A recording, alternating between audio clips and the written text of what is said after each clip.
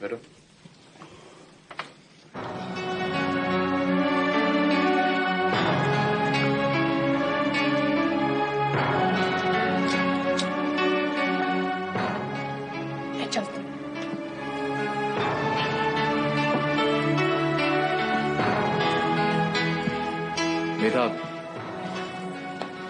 मेरा आज के दौर में इंसान कितना अकेला हो गया है। जब वो अकेला पड़ जाता है तो वो इनसिक्योर हो जाता है, और जब वो इनसिक्योर होता है तो वो खुदगर्ज हो जाता है, और आदमी की यही खुदगर्जी उससे गुनाह करवा सकती है।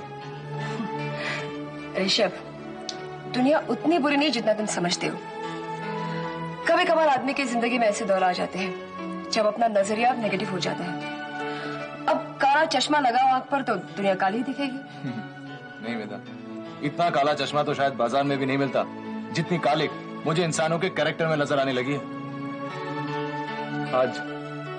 आज इंसान रिश्ते भूलकर, घर भूलकर, इंसानियत भूलकर अपने आप को कामयाब करने में लगा हुआ है। हर आदमी अपनी जंग अकेले लड़ रहा है, और इस कामयाबी की कसौटी है दौलत। एक रईस मल्होत्रा खानदान का ये इकलौता वारिस चिल्ला चिल्ला कर सबको बताना चाहता है कि दौलत का ताल्लुक जिंदगी की कामयाबी से नहीं है। हाँ, लेकिन कभी कभी दौलत का जिंदगी को नाकामयाब करने में बहुत बड़ा हाथ होता है। तुम अगर अपनी जिंदगी को नाकामयाब समझते हो तो तुम गलत हो ऋषभ। तुमने अभी जिंदगी गुजारी ही कहाँ है, और नतीजा जिंदगी गुजारने के बाद ही निकालना चाहिए। मीरा, मोहलत दे देना ही तो जिंदगी का सबसे बड़ा मरहम है। हम लोग चंद बहाने बटोर कर अपनी सारी जिंदगी गुजार लेते हैं। अब मेरी माँ की बात ही ले लो। जितनी नफरत मेरी माँ स्वेतलाना के लिए निभा रही है, उतना रिश्ता तो अपने बेटे के साथ भी नहीं निभा रही। तुम्हें इन सब बातों में नहीं पड़ना चाहिए ऋषभ। अरे पढ़ना कौन चाहता है मेधा?